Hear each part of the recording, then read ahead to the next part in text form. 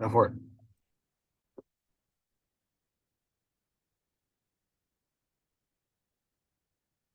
Hello and welcome to Nerdarchy. For nerds, by nerds, I'm Nerdarchy Steve, and today I'm joined by this fine nerd. Nerdarchist Ted. How are you doing this fine and lovely evening, sir? Oh, excellent. I mean, running a little behind, but other than that. What's 15 minutes between friends? Yeah, right? Yeah, thanks for hanging in there, folks that waited for us. Yeah, my computer takes forever to start up, and the power went out yesterday, and I completely forgot about that when I got home from work today. And I was like, let me do this other stuff. And then as I was coming down the stairs, to to the basement where I work from. I was like, oh no, this is It gonna take dawned on you. forever. So we're here and we're going to be talking about D&D and food, or maybe we could talk about other RPGs and food. Yeah, I mean, food when it comes down to it, is one of those things that it's not a major aspect of the game, but if you've got a player like Oh, hold on. Not a major aspect of the game. of Listen. the game mechanics, Oh, okay. I was going to say like because D&D for us has been synonymous with pizza for decades. yeah, so like food at the table is a whole nother part of the conversation. And I figured we'd get into that as well. But like mechanically, there's not a whole lot going on with food. And story wise, like a lot of our games haven't really dealt with food, though there are food themed games that we've been a part of or here on the channel, as well as characters in a couple of different games that really cared about food and made it a part of the game. So like there's ways. There's ways. I mean, I believe for a while we did have the number one RPG food stream. Doug back in the day ran Ingest Quest with Puffin Forest, Nate the Nerdarch, Kenyatta. I believe Robin was part of that crew as well. Yep. And there's probably some people I'm missing. At least there's got to be at Uh least one more probably. Anthony was in that game. Oh yeah. Oh God, how could I forget Anthony? And He Anthony was in that game as well, he was and the slime dude. he was the slime dude, and they warlock, right? Yep.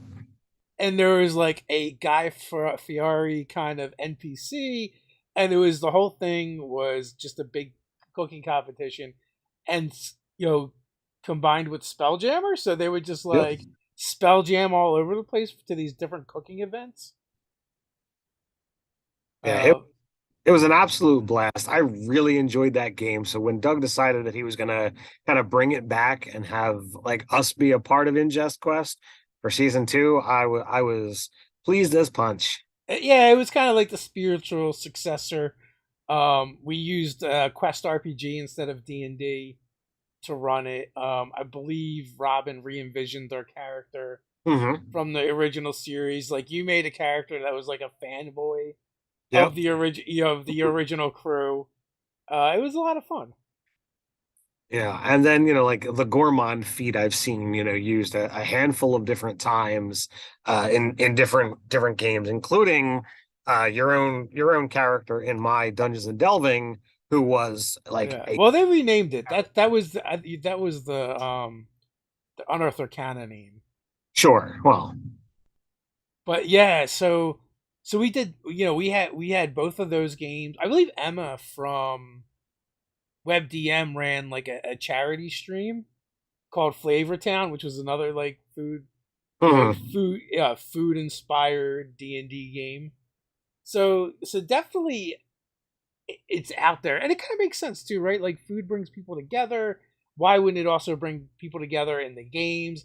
And if you've been playing Dungeons and Dragons for as long as we have, you just start getting bored with like standard fantasy, traditional European medieval fantasy. After a while, just it just feels lame just because you've been doing it for so long. It's just like, okay, I need something else. Like that's literally how I got into steampunk. I had Mhm. read so many fantasy books. I'm like, I think I'm gonna vomit if I read another fantasy book at this point. I need to cleanse my palate with something, and I just need something else. Right. And food can be that way as well. I mean, those of you gonna step away from, the D&D aspect and talk a little bit about me. Uh the you know those that know full well that I'm not really a foodie in a lot of ways. I'm a really picky eater, and it has made many challenging gatherings that I've been a part of, and it's been lame for many aspects of like, oh, well, I'm going to a thing. I need to make sure that there's something there that I'm going to eat. And, whether it be, packing a ham and cheese or a bologna and cheese sandwich, just to be on the safe side is kind of like, ugh. Yeah. But I've had friends that I've literally like, look, we're doing this thing. Please make sure I eat something different. So I've been tested and pushed over, the last half a decade, if you will. I So I feel keep, like you really kicked it off with the cruise, like when we did the yep, the comic book Comic Con the at sea. fan 2C. Yeah, which is And basically like I a Comic Con at sea, basically. sure. And I had friends that, were, sharing a cabin room with me, and it was like buffet style meals. So I was like, look, you guys can at any point in time in the meal, just be like, hey, you're trying this. And I said I would try at least one new food, per meal, if somebody, decided to push. And something came up that was good. Some things were like, no, this is not for me. Well, Uh, cruise is like the perfect place to try new things well, I mean, because you can take a bite and throw it away, and no one will care. right. So Well, I mean, anytime you've got a buffet style thing, that yeah, feel, is one of those things. So yeah, but I say cruise specifically because the food, like it's a buffet, but mhm, it's the quality of the buffet is a bit higher than sure. you're going to get at your typical buffets, maybe in your town or whatever. So I am trying to be better, and you could have like those kind of idiosyncrasies like in a character, doing things or like, all right, hey, you're in between adventures and you're at the tavern, and all right, let's pick on Ted some more and have him try that, and it's a little bit You're different, like the anti Mikey. basically. um, but like it's a little bit different when it's a character and it's a choice Yeah. rather than actually sampling something. So like you could kind of do one of the things that like the one D&D group that we have does is like, all right, we're gonna have one person handle a meal each time, and sometimes it's like, all right, well, what are we doing this month? All right, Ted, are you gonna be okay with that? And I'm like, all right, I'll try it. Yeah. Uh, so like, whether you do that kind of thing and then incorporate whether or not you like it while you're at the game of whether or not you really liked what you had for dinner. So We make a mini game of it. Will Ted go hungry tonight? does Ted have to like reach into his reserves? Yeah. So, but like, kind of like circling back into the in game, right? Mhm. Actually from the group, I believe one of the groups you're speaking about, Carlos, he plays in our Tuesday night games with us, Volcanic Night, and he ran a one shot for us that was a cooking competition, but it started with like, here's the menu items, here's the ingredients. You have to go out and procure the ingredients, which pretty much meant like hunting down the animals and the creatures. Um, and and depending upon how those combats went, determined like what kind of or how much of an ingredient you received. and sometimes the quality too. Right. So that was something put out by Wondrous One Shots. If it's important, I can go over there and find the name of that particular one because I went and got that not just because I wanted the huge crab mini that it comes along with, but Uh, I really enjoyed that particular module, and they had a nice deal of like, oh, get a whole bunch of things for a really really cheap price. So I don't think I well, I don't think Carlos ran it from something. I think he made it up. no, he did. He totally had all of the props that were from Okay.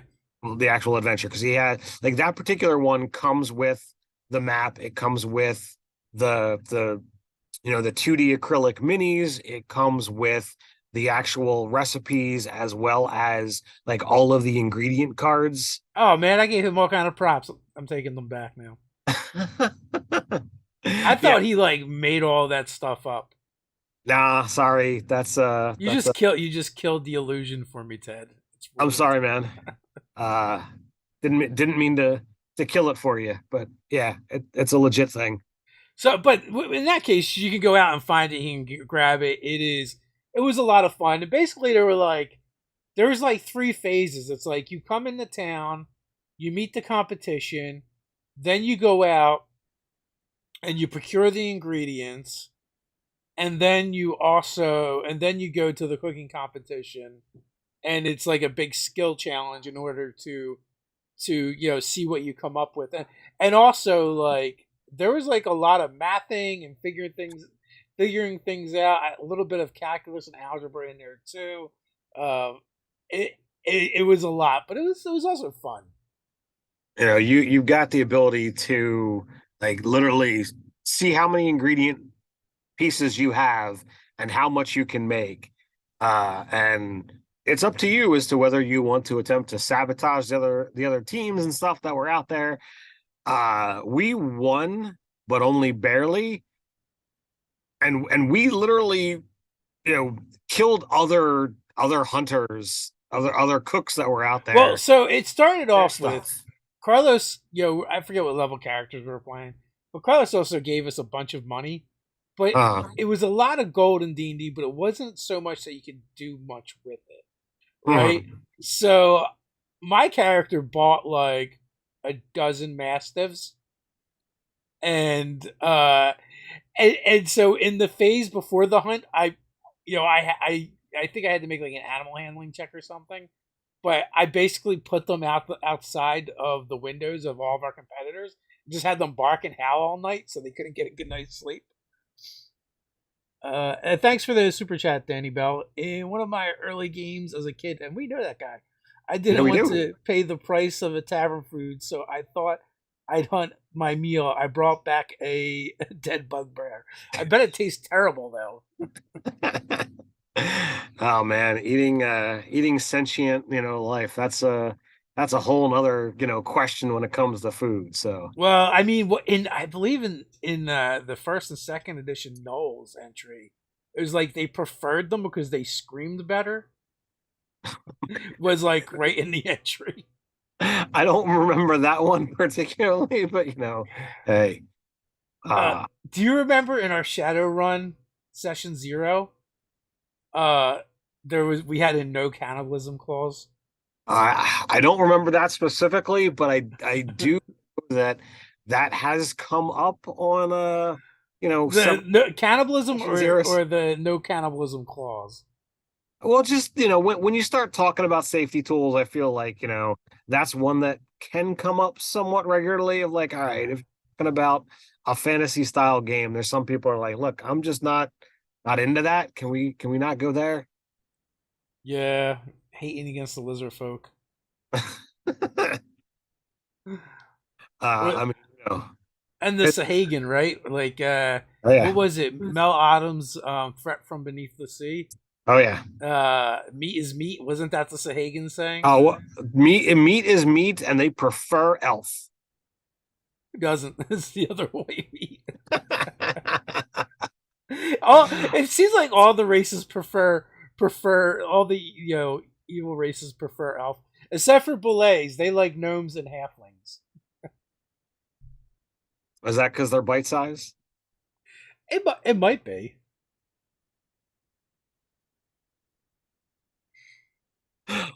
If there's anything I can hunt, there's a bugbear problem. You want to eat a bugbear? You're the one who made a tavern meal 10 gold. Well, I feel like as in kids game, when we were kids playing, things got a little weird too. Anyway. Well, I mean, it's one of those things, and especially like I don't know how Danny relates to us age wise, but back in like second edition days, if you're trying to I say think it, he's close, but he's a little bit younger than us, yeah, I would say so as well. But or like, aged much better than us. well, Thinking LA that's people. possible as well. But like a second edition tavern meal being 10 gold, it's like, all right, what, Mm, diamond dusted or something? yeah, it's made of pure saffron. Because back then, like, I think it was said like, commoners wouldn't ever see a gold piece in their life. Like, Yeah, the currency in D&D has changed. Now 10 gold pieces for a meal is nothing. right. Like that's what you make as a student at Strixhaven. It's pretty rough. Yeah. But so I decided to, bring along some things that if you are looking for whether it be tavern information or food information, there's some things that you can just readily look up. I know online there's a fantasy anything generator, and I did look up, is there a fantasy food generator? And there absolutely is. Of There's course actually there is. uh and I've shown these off before, but the random book of tables, I've got 1 and 3 here. um you've got items in an inn's kitchen in random tables 1, and then in random tables 3 has a whole section for food and drink, Yeah. for beers, herbal teas, seeds and nuts, sweetbread, seafood, 2 different tables for fruit, 2 different tables for vegetables. So lots of things that are there. And then you've got taverns and tankards and remarkable inns and their drinks. So things that if you need to rely on props for uh your random lists and that those things can easily be able to help you out. When I think about it, and I think like the players are going to end up in a tavern or something, I do like to try and come up with like some like dishes or something that might be a little bit different that might appear there. So I think every business that deals in food probably could or should have what is their signature, like what are they known for, what do people come here to deal with, that specifically. uh you know and if you have that thing that's ready, that might be the difference between whether this becomes the character's haunt or whether some other place does. uh Not that I've been doing great with it, but I had started off doing the Dungeon 23, and I've got um the Green Onion is a inn and tavern that is led by a half orc who really likes onions, and he puts onions in just about every damn thing. So like he's got onion bacon pancakes as kind of like his signature thing for like a breakfast meal, but he's got onions in just about everything, including an onion mead that he's made. So I don't know whether that's possible, but it's on the menu. I mean, I personally don't cook that far from there. I put onions in everything as well, so why not? They're good for you, and they taste good. So there's lots of different directions that you can go for adding food to your games. Uh, but let's kind of take a walk on the other side and talk about food at the table. They've kind of brought up that when you gather for an in-person game, food very easily has the ability to bring people together and really allow the table to socialize and kind of be away from the actual game itself, so that you're actually connecting with the people that are there. And I feel like that's one of the things that makes the games that we're a part of better, because it's not just, well, let's show up and roll dice, and then when the story's over, pack up and leave. Actually getting camaraderie allows you to easily role play and get into a more emotional side of the game, because you actually you know care and know the other people at the table, not just the characters. So we've got three groups that meet on Saturdays, right? And they're Mm-hmm. monthly groups. two. I feel like two of them are like all about the food, and one of Hmm. them not as much, right? So like Right. our oldest group is the one that doesn't really care about that as much. Like, we all like have dinner when we first start and kind of like catch up. But the other two groups, where the one is like usually we do some kind of potluck, or one person or another will bring something. It's usually a potluck, and it's more like the savory. Steph calls that the savory group, because it's more like it's more about like the meal type food. Hmm. There's usually dessert stuff too, where the other group is like we'll do food stuff, but it's usually like also all about like the sweets. Hmm. The one person who was part of the group for a while, he would just stop at a local grocery store and grab, whatever things seemed to be the most interesting snack wise. And the one time he brought what has been affectionately referred to thereafter as Ice Krispy treats. So they're like Rice Krispie treats that are like not fresh made, like they're what you'd buy, The fruity pebbles, right? Because they're but they had colored. fruity pebbles in them or some knockoff version thereof, and they were in that little cube shape, and they got donned with that name, and Did your daughter coin the phrase? it is entirely possible that she did that. I could not say for certain, but somebody did. Yeah, for sure. So Danny brings up, have you all discussed the dragging mark of hospitality in Eberron? I feel like it's a great way to explore food. They're all dedicated to customers' experience, except for I think it's called the Black Dog. They have like a secret sect where they're like assassins. Oh geez. They go the other way. The anti-hospitality, they murder you. No, that would be good. Eberron is one of the few campaign settings that I've actually run a significant amount of games in, and I must say I've never done anything with the Mark of Hospitality.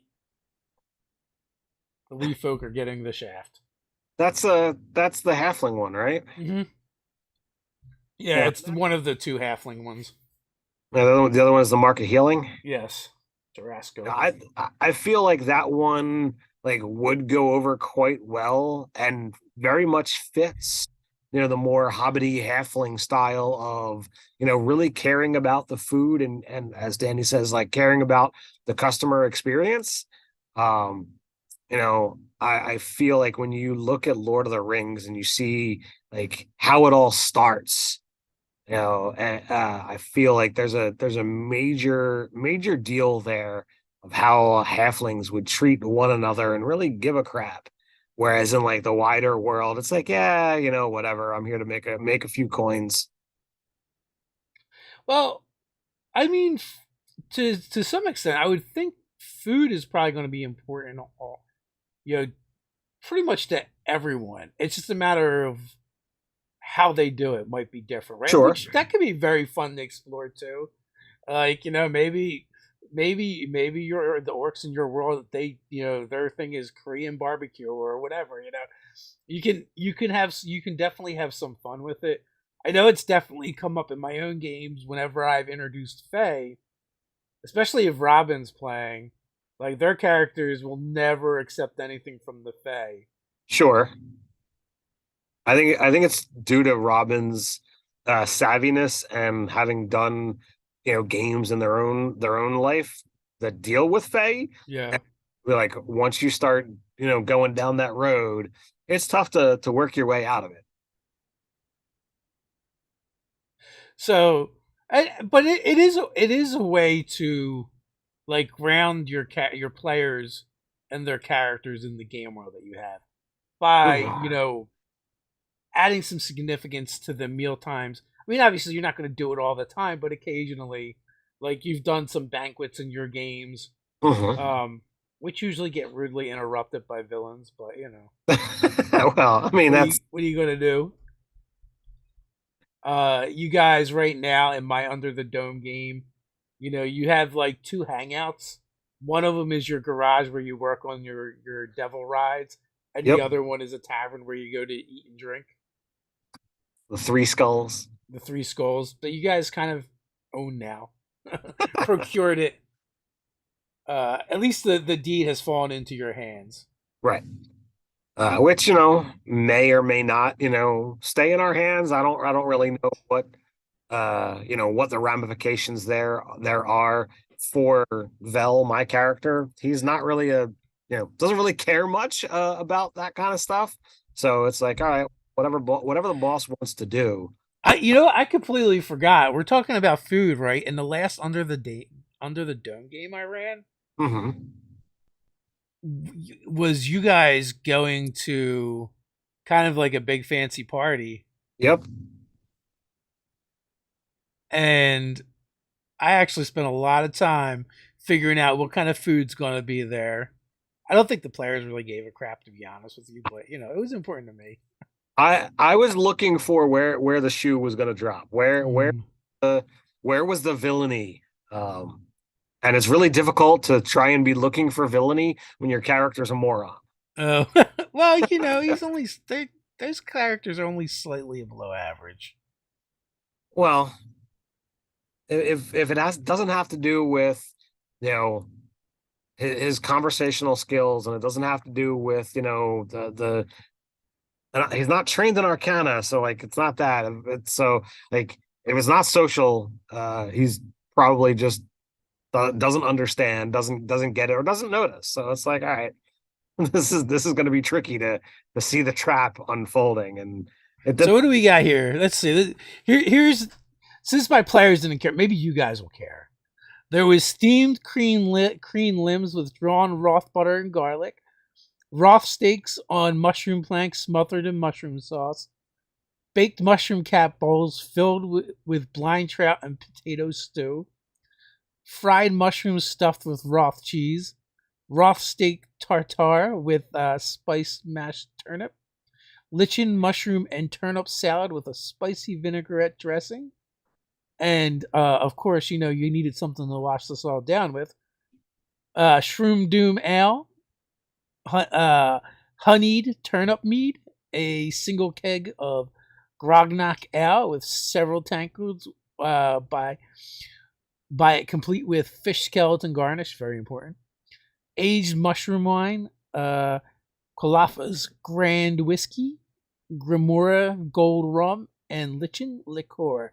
So under the dome, most of their farming is done underground. That's why there's a lot of like mushrooms and turnips and things of that nature, and not regular stuff, because anything that would be grown up above ground would be susceptible to chaos storms and chaos magic, and it may not be the food that you thought it was, or there might be some side effects. Let's just say. And some people might get into that whole side effects.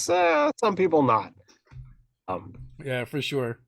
but you've also got the ability to kind of take a food establishment that the players have latched onto. And we've talked about this many, many times, so like we don't need to go in depth. But in my first game, there was the place with the good bread.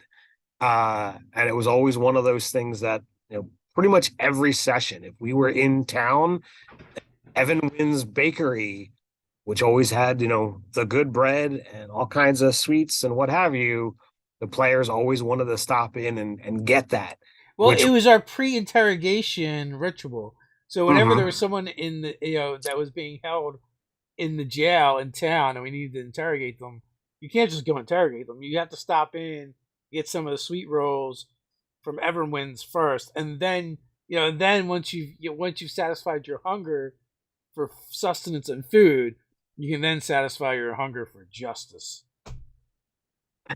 So it's one of those things that you then have the ability to have this thing always be there, become a staple, and then you have to remove it. So like I had an episode where like Evan Wins was shut down. There was something going on, and like the players were all flabbergasted. It's like, what do you mean? How can I not? How can I do X without not without having my bread? It's kind of amusing. Oh yeah, there was a shortage.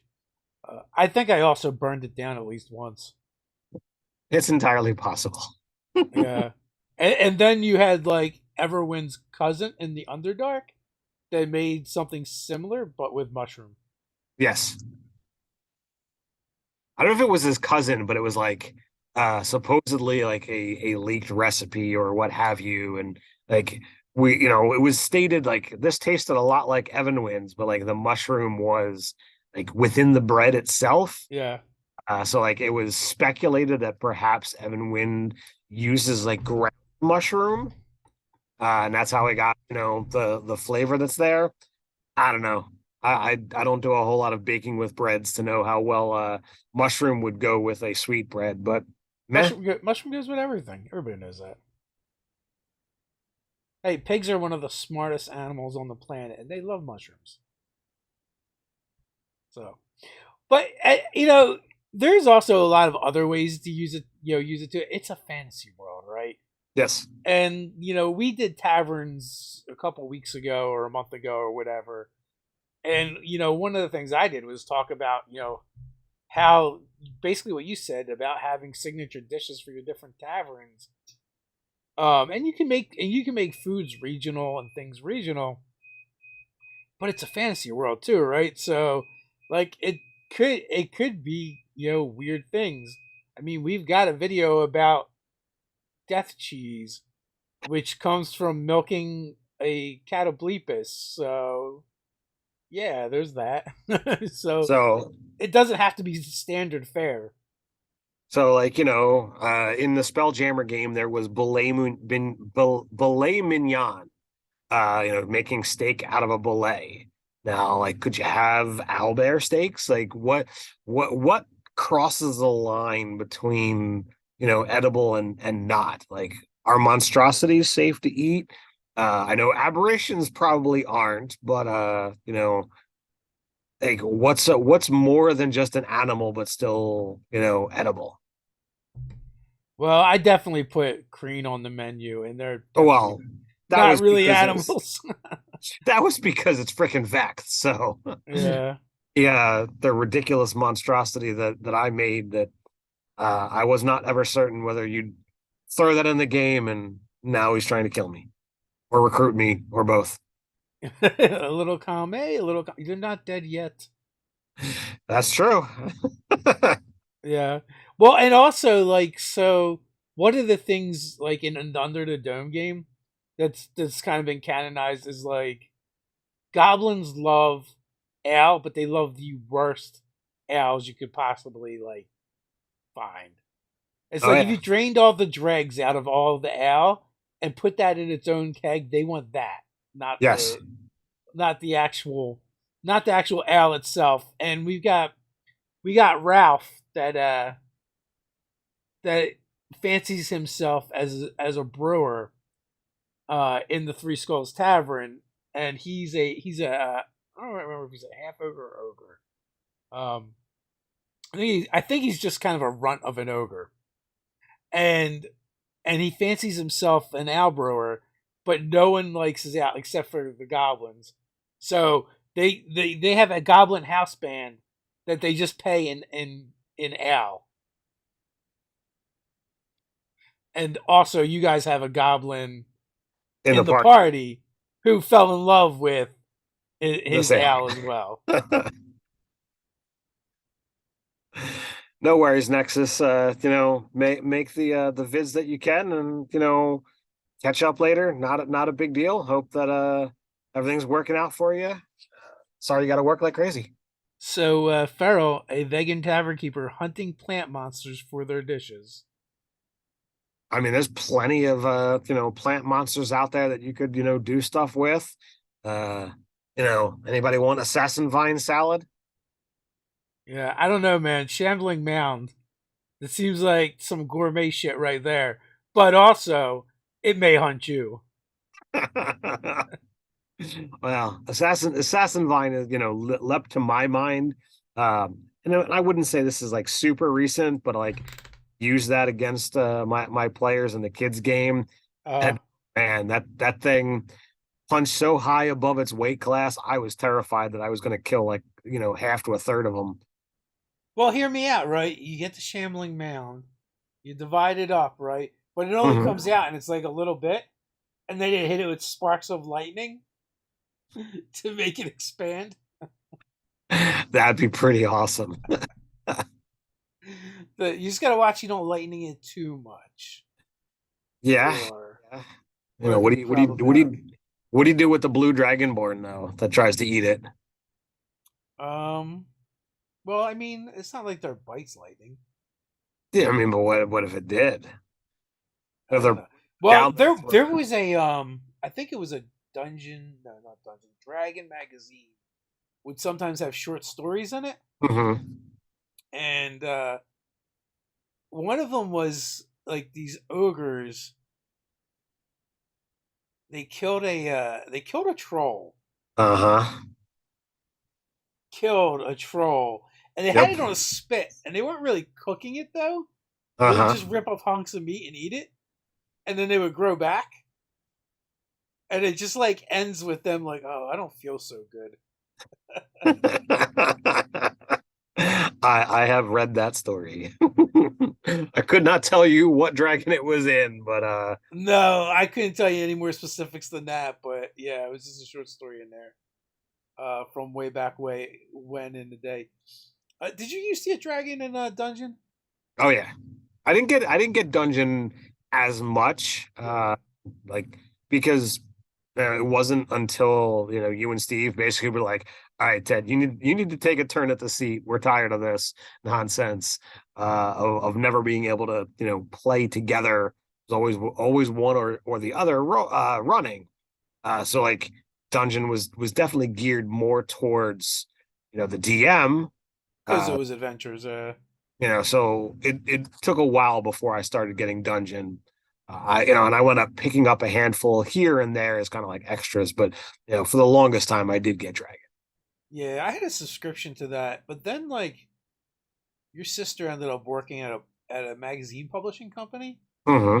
and she just ended up bringing them home as well. So like I Yep. ended up getting dungeon that way because it just happened to be one of the magazines. I don't know if there's any kids on here. A magazine is like a book, but it's much bigger in dimensions, and it had a lot of pictures in it. And they It's had it's these a things called articles. It was like a blog, but you could hold it in your hands and flip through the pages.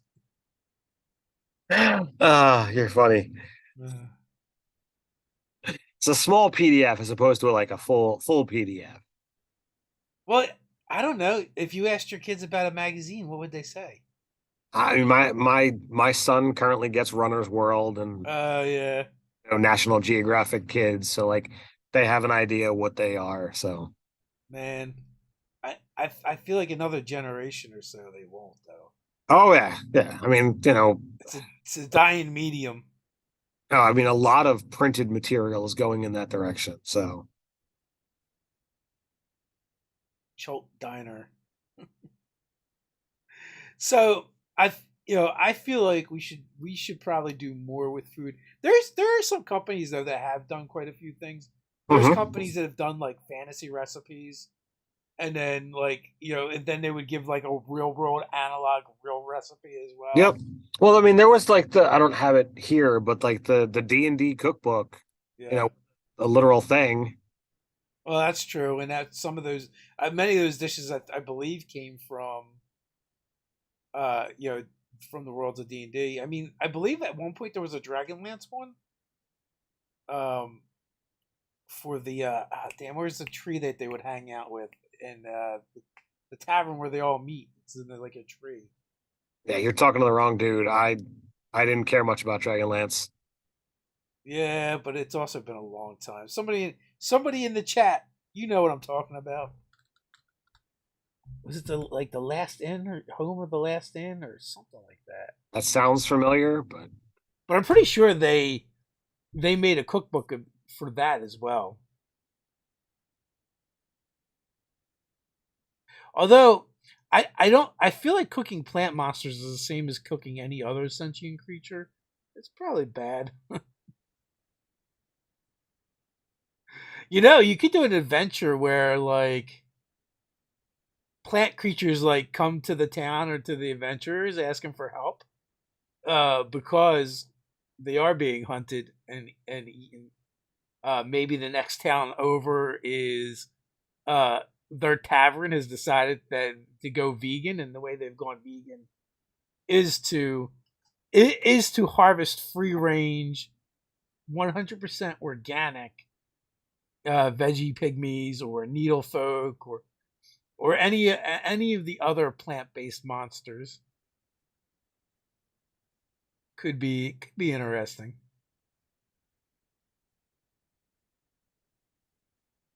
So, do we have any business?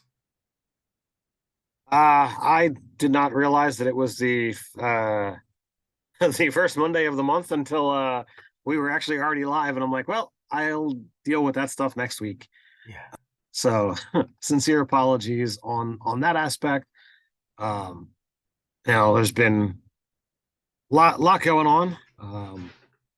So my apologies. No giveaway to announce tonight, but I'll do it next week. All right. So next week we'll announce the giveaway and also the gaming with us.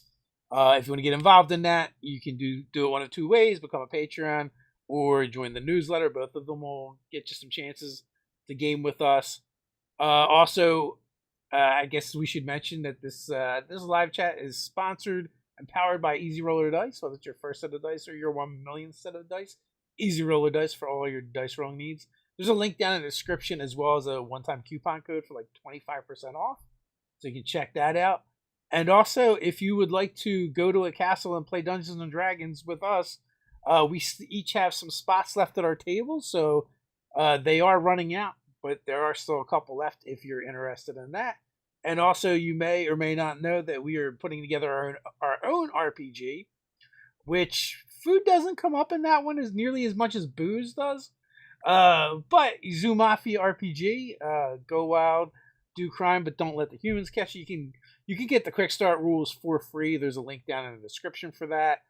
And we are working on the form fillable PDF playbooks right now, so we should have those within the next week or so. So I'm excited to put those up for folks to check out. So in your Dungeons and Delving game, like the premise for my character was, he took the chef feat and he was basically tricked into Dungeons and Delving because he thought he was signing up for a cooking competition, but his arch nemesis and rival in the culinary world slipped him the wrong forms that he filled up, and before you know it, he was neck deep into dungeons and delving. But it's okay. It helped him, develop his brand and get his name out there. And also, I feel like with all the knives that he was slinging throughout the competition, he's probably going to get a sweet, sweet brand deal with knives, some kind of cutlery company. We'll have to, see what actually transpires when or if we go back and revisit that particular campaign. Yeah. So the games we play are online, unless you want to come over to the UK and join us in the castle, then that is in person.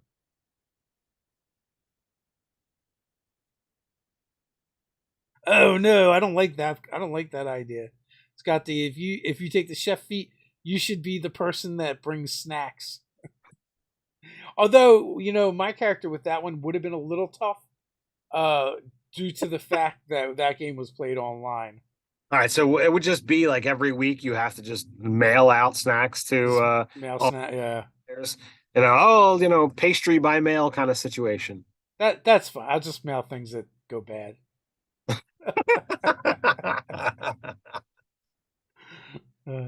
Although I do feel like in most of the groups we play in, everybody brings snacks anyway, so it's like we all have the chef feat. It's one of those things because again, food brings people together. There's always stuff to kind of share and snack on, and go yourself on sweets. There is a company that was doing gummy goblins, and I think they had run a Kickstarter that was successful, and their plan was to also do other monsters as well, as I believe, and they were trying to come up with like little stands you could put them on, so they're like little spikes with a flat base, so that you could use them at the table as monsters. And I've seen a couple of different companies that are making like gummy monsters, so you've got the ability to like put the monster on the table, and whoever gets the kill shot on it gets to eat it. Yeah, Doug was talking about doing that as well. I forget what kind of candy he said he used to use, but but he would like he would make the worst flavors in his opinion, the tougher monsters, so people wouldn't want to eat them. To make them last longer. Psychological warfare upon the party. I know I've gone to like the local candy place, by me, and there are gummy spiders, there are gummy gators, there's, Yeah. there's a variety of things, like in the bug realm. So like I could very easily, Are you and talking about the candy store in the mall? yeah, Yeah, like they have there's every kind of gummy critter you can think about. Yo, yeah. my So brother Ryan, right? He's a lot younger than us. And I remember my dad bought us gummy rats, and they were like huge. They were like the size of a rat. But he wouldn't eat it, and he just saved it and kept it because he didn't want to eat it. So he eventually had to get rid of it because it was just so gross. It had right. like real fur by the time he got rid of it. So that's pretty crazy. Yeah, you know, there is one thing that more recently that we did at the table that was inspired by the game. So we played a Monster of the Week game, and one of the things that the players came up with was Mondays was Fey coffee and donuts, and like the most fantastic coffee and donuts would show up, and the donuts were like all kinds of sprinkles and colorful and bright. But then like one day they came in and like all the donuts were like meh, and the coffee was like okay. Like there was nothing wrong with any of it, but it wasn't as awesome as it used to be. So they had to like solve the riddle and figure out what was going on and why their donuts had gone meh. And also like it turned out like there was a bigger plot. Like if they stopped eating the donuts and and drinking the coffee, the Fae would become offended. But they didn't realize that their goodies were being tampered with. So we started that game during the pandemic, and we were playing online. Well, because it's a modern day game, we based it in the area where we kind of live. And during one of the games, matter of fact, during one of those sessions, the players are like, "Ah, oh, these donuts are shit," and so they're like, "We want to go to McMillan's and get donuts," because several of us are were familiar with that bakery in that area, and it was not that far from where the players are playing. So they decided to do that. So for the first session, I went to McMillan's and I got everyone like a box of 6 donuts. But they're like the food is awesome and they make like the best donuts, but it's kind of run by old cranky people. So when I ordered them, I'm like, hey, I know this might be a little weird, but can I get you guys to like decorate them with like colored frosting and sparkles and sprinkles and stuff? Like, They're no. like, no, we can't do that. And when I told one of the other players, he's like, yeah, that sounds like the most McMillan thing ever. So we went and got our own stuff and we decorated them and presented everyone with the donuts. And I think that session was the one where you guys resolved the conflict and brought back the fantastically The flavored good donuts. donuts. Yeah. But I mean that game also like related, in another food story.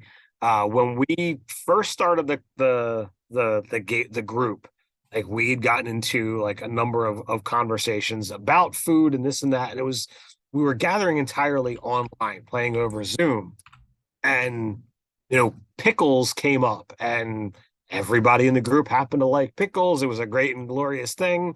And there is a place, again, pseudo local to where we are, where they actually make sandwiches.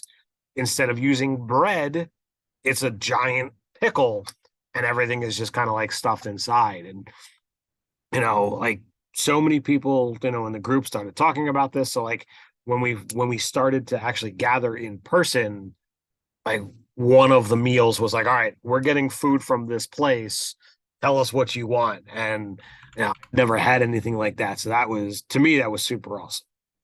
Well, and so not only that though, like it also that conversation kind of sparked the direction of the game because it ended up dictating the name of the organization that you guys worked for, like this para government military organization called Pickle. Yep. And then which only fueled the like, all right, the first time we get together in person, we're gonna have to order from this place and all. I don't know. I forget who picked up. If Vegas. yeah, Vegas went and picked it up. The true MVP. Um, which was so. It's kind of funny, like how things like that from the real world can influence your games, Hmm. and vice versa sometimes. Yeah, it's a lot of fun, and food has the ability to bridge so many things. I mean, I'm trying to pull up my Trello board to see what the name of the organization was.